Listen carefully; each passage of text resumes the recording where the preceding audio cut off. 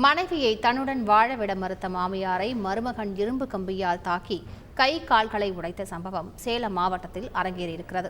சேலம் மாவட்டம் வாழப்பாடி வடக்கு காடு பகுதியைச் சேர்ந்தவர் சுந்தரராஜன். இவர் நந்தினி என்பவரை காதலித்து திருமணம் செய்து கொண்ட நிலையில் தம்பதிக்கு பெண் குழந்தை ஒருவர் உள்ளார். இதனிடையே கருத்து வேறுபாடு ஏற்பட்டு இருவரும் ஒருவரை ஒருவர் பிரிந்து வாழ்ந்து வந்ததாக தெரிகின்றது.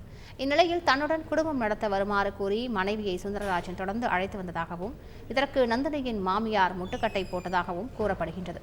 இதனால் ஆத்திரமடைந்த சுந்தரராஜன் நள்ளிரவு 12 மணியளவில் முகத்தில் கர்ச்சிப் அணிந்து கொண்டு மாமியார் வீட்டிற்குள் நுழைந்திருக்கிறார். தொடர்ந்து உறங்கிக் கொண்டிருந்த மாமியாரையும் மனைவியையும் அவர் இரும்பு கம்பியால் தாக்கியது அதிர்ச்சியை ஏற்படுத்தியிருக்கிறது. இதில் சுந்தரராஜ் மாமியார் கை கால் உடைந்த நிலையில் படுகாயத்துடன் மருத்துவமனையில் அனுமதிக்கப்பட்டார். சம்பவம் குறித்து விசாரணை நடத்தி வந்த போலீசார் மாமியாரை கொலை செய்ய முயற்சித்ததாக கூறி வழக்கு பதிவு செய்து சுந்தரராஜன் மீது வழக்கு பதிவு செய்த நிலையில் அவரை கைது செய்து சிறையில் அடைத்தனர். செய்திகளை உடனுக்குடன் தெரிந்து கொள்ள உடனே சப்ஸ்கிரைப் பண்ணுங்க.